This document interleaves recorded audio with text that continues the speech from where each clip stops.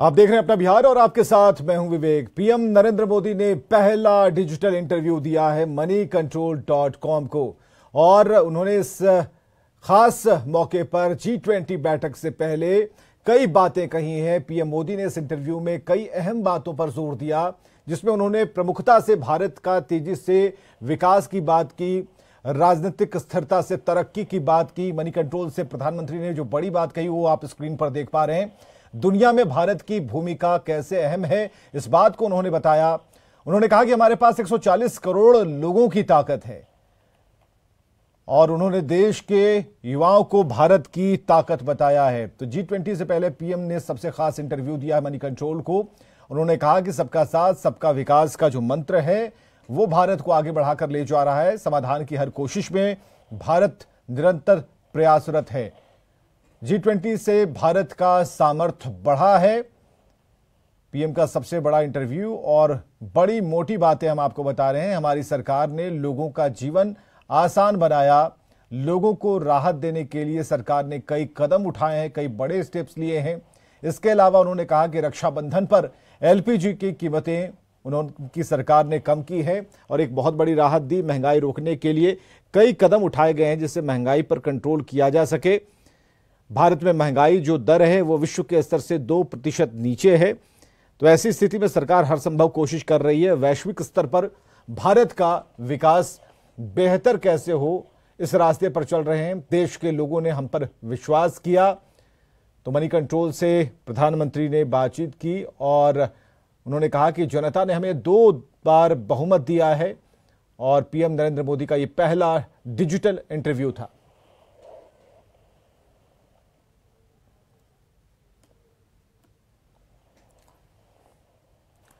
आगे बढ़ते खबरों में, इंडिया को अब भारत नाम से भी जाना जाएगा। केंद्र सरकार इसके लिए संसद के विशेष सत्र में प्रस्ताव ला सकती है। भारत नाम को लेकर आखिर देश की सियासत क्यों गर्म है, रिपोर्ट देखिए।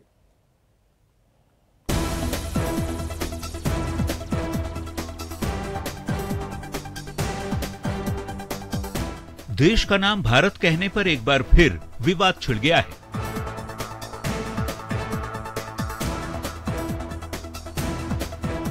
कांग्रेस नेता जयराम रमेश ने देश का नाम भारत लिखने पर आपत्ति जताई है। दरअसल भारत सरकार ने G20 के भोज के लिए जो आमंत्रण पत्र भेजा उसमें भारत के राष्ट्रपति के लिए प्रेसिडेंट ऑफ भारत का जिक्र है।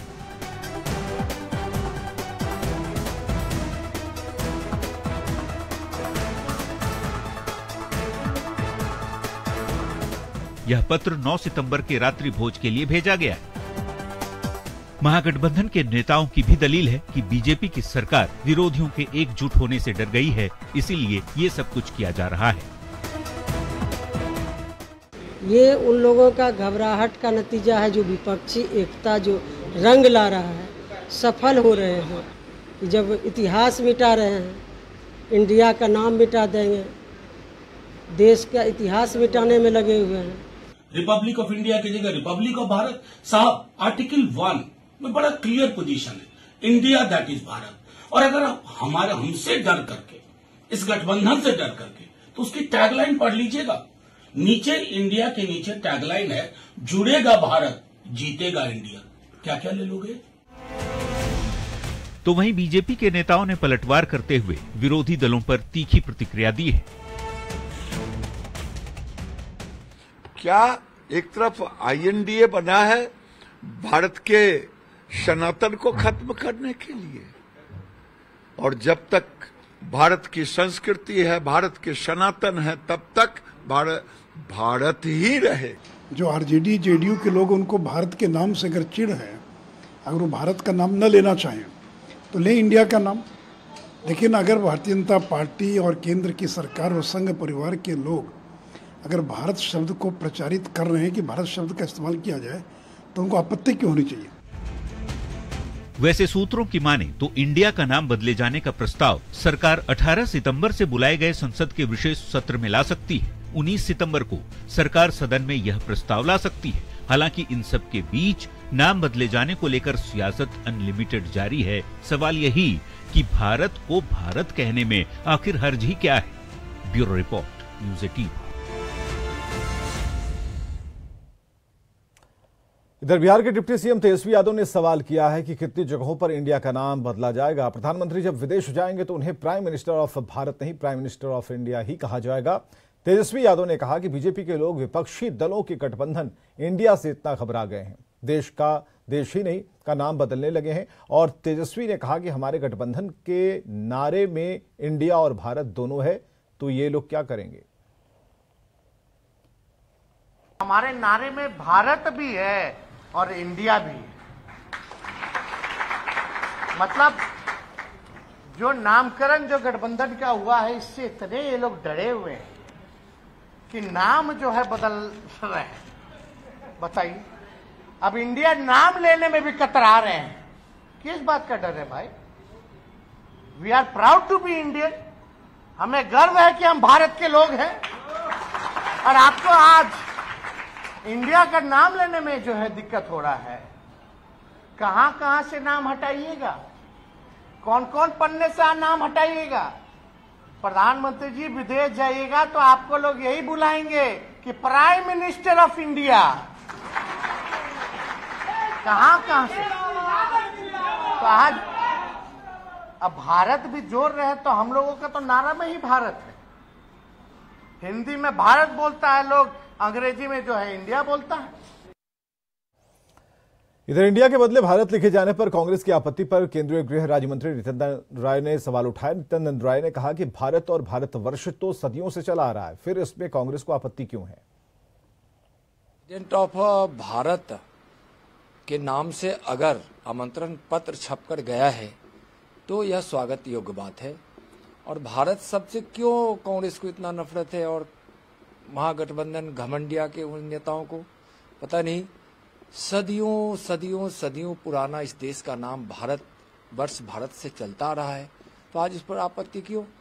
भारत की भावना है, भारतवासियों की भावना है। पता नहीं कांग्रेस को क्यों भारत सबसे नफरत हो रहा है। इंडिया का नाम भारत रखने के सवाल पर कांग्रेस के प्रदेश अध्यक्ष अखिलेश प्रसाद सिंह ने कहा कि इंडिया का नाम भारत तो है ही, इंडिया जाना जाता है अंग्रेजी में और हिंदी में भारत। इसमें कोई कंट्रोवर्सी नहीं, कांग्रेस को इससे कोई परेशानी नहीं और किसी को भी परेशान नहीं होना चाहिए। भारत से क्या आपत्ति हो सकती है? किसी को आपत्ति नहीं होनी चाहिए। भारत इंडिया है, इंडिया भारत है, इसमें कहाँ कोई आपत्ति हो सकती है और किसी को नहीं आपत्ति होनी चाहिए। इंडिया और भारत के विवाद पर वित्त मंत्री विजय चौधरी ने कहा कि ये कोई विवाद है ही नहीं, इंडिया ही भारत है, इसमें विवाद पैदा करने की कोशिश की जा रही है। संविधान के पहले अनुच्छेद में इंडिया, जिसको भारत कहते हैं, ये राज्यों का संघ होगा। जब दोनों शब्दों को हम लोगों ने स्वीकार किया, संविधान में स्वीकार किया, तो इस पर विवाद क्यों है। भाजपा को संविधान सम्मत बातें अच्छी नहीं लगती। विपक्षी दलों के संगठन का नाम इंडिया पड़ गया है, इसके कारण इन्हें इंडिया नाम से ही परेशानी हो रही है। इंडिया तो सब दिन पुकारा जाता था, लेकिन अब इनको इंडिया कहने से परहेज क्यों हो गया? क्योंकि इंडिया अब एक संगठन का नाम पड़ गया है, एक ये छोटा रूप है एक विपक्षी दलों के संगठन का।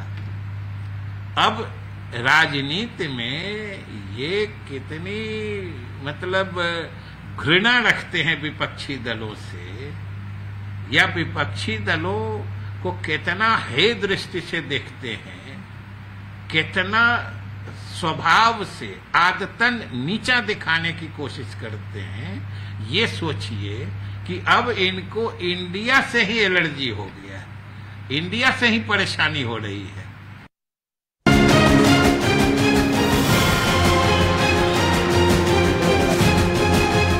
फरवरी में कोई निंदा न ले और सरकार की किरकिरी होती है।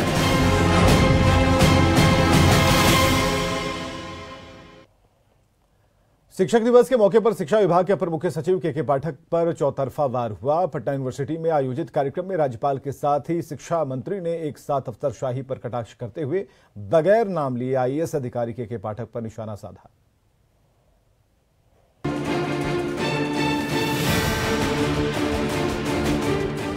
शिक्षक दिवस और शिक्षा विभाग का कार्यक्रम। पटना यूनिवर्सिटी में आयोजित एक बेहद खास कार्यक्रम में राज्यपाल, मुख्यमंत्री भी शामिल हुए। समारोह की शुरुआत हुई। शिक्षा मंत्री चंद्रशेखर ने बिना नाम लिए के पाठक पर निशाना साधा। शिक्षा मंत्री ने कहा कि अफसर हड़बड़ी में फैसला न ले। किसी भी परिस्थिति में हमारे विभाग के चाहे बड़े अधिकारी हो या छोटे अधिकारी हो, हड़बड़ी में कोई निर्णय न ले। मुहिम में निर्णय लेने से, हड़बड़ी में निर्णय लेने से कई तरह की खामियां निकलती है और सरकार की किरकिरी होती है।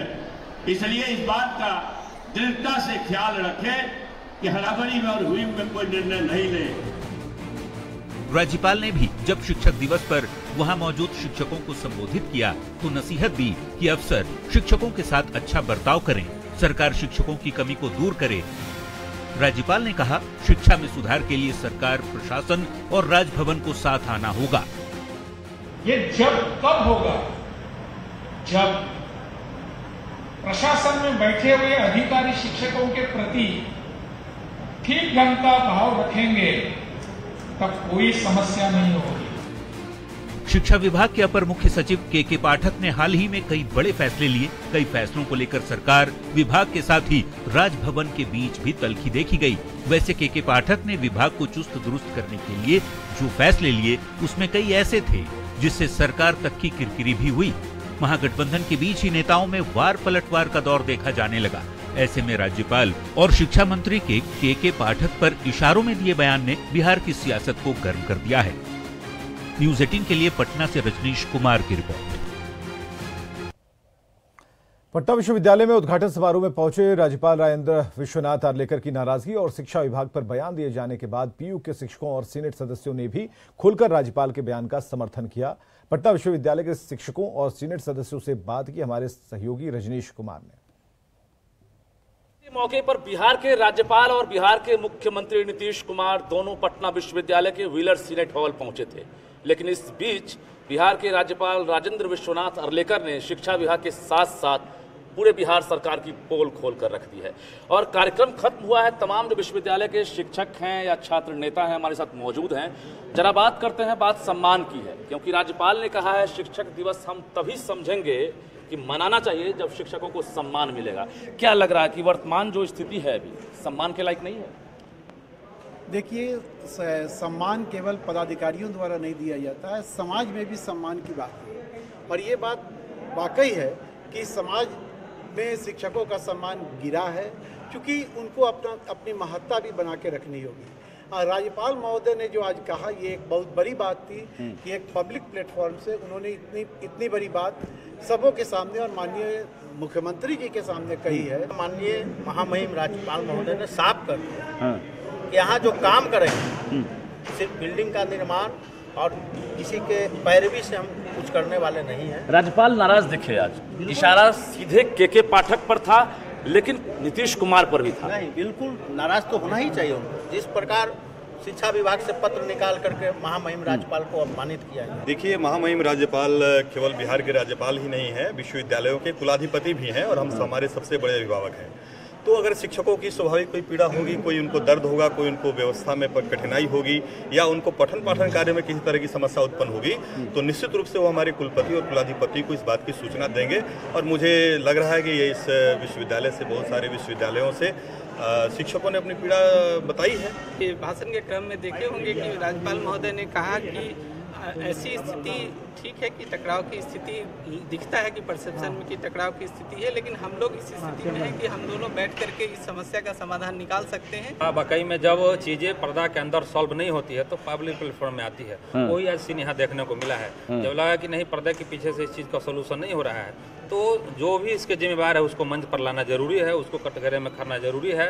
ये संघर्ष का विषय नहीं, समन्वय का विषय है। राज्यपाल ने कहा इसको पॉजिटिव वे में लेना चाहिए, बहुत ही अच्छा कहा उन्होंने। मतलब साफ है कि बातें आगे बढ़ चुकी थी और राज्यपाल को एक ऐसा प्लेटफॉर्म मिला जहां मौका था शिक्षक दिवस का। शिक्षक भी मौजूद थे, छात्र भी थे और खुद बिहार के सीएम नीतीश कुमार भी थे। कैमरामैन सुबोध के साथ रजनीश कुमार, न्यूज़ 18 पटना। चलिए, छुट्टी को लेकर फिर से के पाठक का फैसला सामने आया है। जरूरत पड़ी तो रद्द होंगे घोषित आकस्मिक अवकाश। हर हाल में 220 दिनों तक संचालित होंगी कक्षाएं। ये बात के पाठक के हवाले से सामने आ रही है। छुट्टी को लेकर फिर से के पाठक का फैसला, अगर जरूरत पड़ जाएगी तो जो छुट्टियां मिली हैं उसे रद्द करना होगा और हर हाल में 220 दिनों तक कक्षाओं को जो संचालित करने का नियम है वो संचालित होकर रहेंगी। अब स्कूलों की हो रही है कड़ाई से मॉनिटरिंग, कितने दिनों तक कक्षाएं संचालित हुई इसकी जानकारियां मिल रही हैं। उन्होंने कहा कि शिक्षा विभाग की मुख्य समस्या है अघोषित अवकाश। बिना घोषित आकस्मिक अवकाश के भी स्कूल बंद मिल रहे हैं। लू, बाढ़, शीतलहरी, श्रावणी मेला, परीक्षाओं की वजह से भी छुट्टियां हो रही हैं। चिंता जाहिर करते हुए उन्होंने कहा कि ऐसी स्थिति में पढ़ाई बाधित हो रही है। छुट्टियों में कटौती के आदेश वापस लेने के बाद के पाठक संतुष्ट नहीं हैं। पटना विश्वविद्यालय के छात्रों और शिक्षकों को शिक्षक दिवस के मौके पर भी निराशा हाथ लगी। शिक्षकों और छात्रों को उम्मीद थी कि छात्र हित में शिक्षक दिवस के दिन सरकार बड़ी घोषणा करेगी, लेकिन यहां भी माहौल बदल गया। विश्वविद्यालय के छात्र नेता जहां नाराज हैं, वहीं पूर्व प्राचार्य एनके चौधरी ने कहा कि नीतीश कुमार के इशारे पर के पाठक कुलाधिपति के काम में हस्तक्षेप कर रहे हैं और राज्यपाल ने सीएम को इसलिए एक्सपोज कर दिया।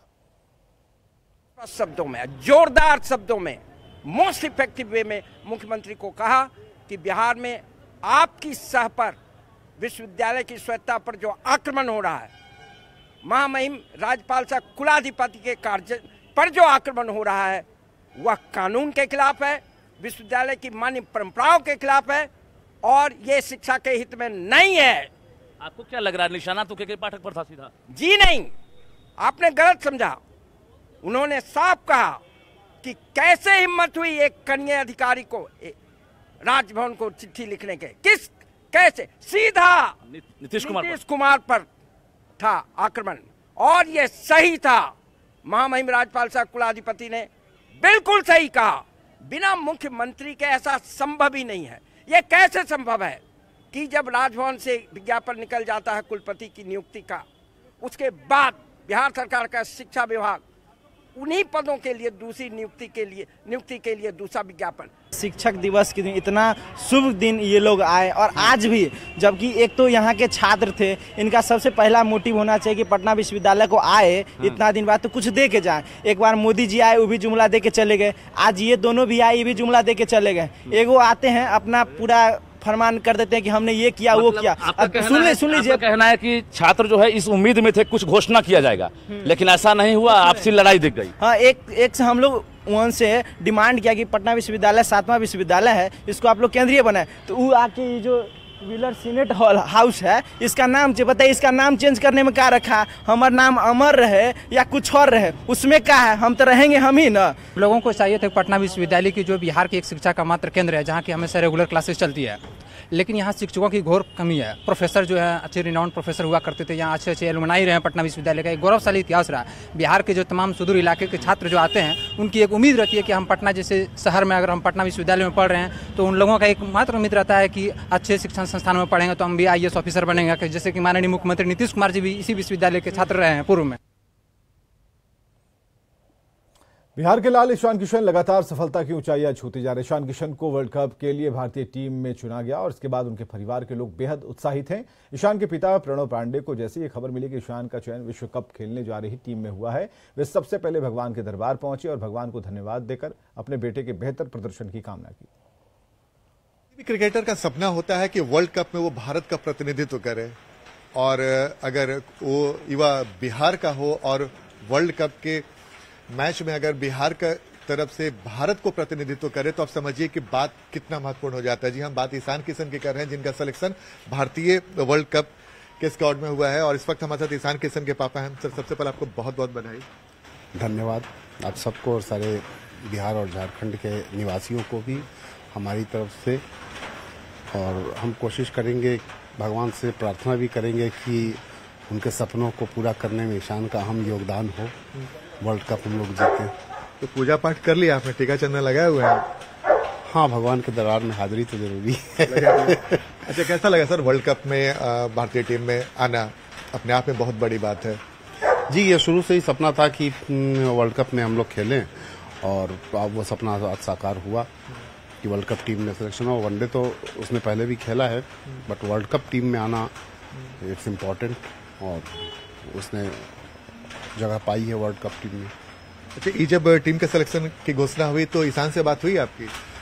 नहीं, थोड़ी देर के लिए बात हुई थी। उस वक्त वो कोलंबो जा रहा था, बस में बैठा हुआ था, इसलिए ज्यादा बात नहीं हुई। नेटवर्क का इशू। क्या बोला उन्होंने? नहीं, कुछ बात नहीं हो पाई, बस जस्ट ये कि सब ठीक है, कोलंबो जा रहे हैं, नेटवर्क का इशू था कुछ। अच्छा, ईशान किशन का फेवरेट क्रम क्या है? मतलब ओपनिंग उनको ज्यादा सूट करता है या कि जो 5वें नंबर पे इस पर बैटिंग करने उतरे वो सूट करते हैं? देखिए, ओपनर्स के लिए अगर जो ओपनिंग करता है उसके लिए कोई क्रम का इम्पोर्टेंस नहीं है।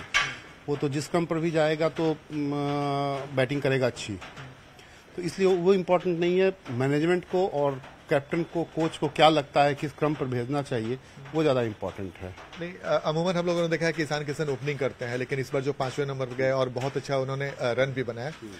तो आप उनके पिता भी हैं और एक तरीके से उनके क्रिकेट कोच भी हैं, तो आपको क्या लगता है कि ईशान के लिए परफेक्ट क्रम कौन सा रहेगा?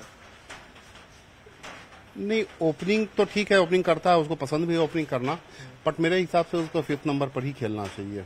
5 नंबर पर वो काफी इंपॉर्टेंट प्लेस है। टीम की जो सिचुएशन हो, अगर ऊपर से रन बनते हुए आ रहे हैं तो उसको एक्सीलरेट करना है। अगर ऊपर में सिचुएशन खराब है तो फिर इनिंग भी संभालनी है और एक्सीलरेट भी करना है। बड़ा इंपॉर्टेंट, बहुत ही इंपॉर्टेंट प्लेस है 5 नंबर 6 नंबर। तो ये थे हमारे साथ ईशान किशन के पापा, जो बेहद उत्साहित और स्वाभाविक सी बात है, उत्साह होना स्वाभाविक भी है, क्योंकि इनके बेटे ने वो काम कर दिखाया जो किसी बिहार के क्रिकेटर के लिए बहुत बड़ी बात है। कैमरामैन सुबोध के साथ आनंद अमृतराज, न्यूज 18 नेटवर्क, पटना। और पटना से बड़ी खबर है, शिक्षा मंत्री चंद्रशेखर राजभवन पहुंचे हैं। राज्यपाल से शिक्षा मंत्री की मुलाकात हुई है और करीब 20 मिनट तक दोनों में बातचीत हुई है। राज्यपाल ने आपत्ति जताई थी, शिक्षा विभाग के पत्र पर सवाल उठाए थे। मुख्यमंत्री के सामने राज्यपाल ने सवाल खड़े किए थे। देखते हैं हेडलाइंस।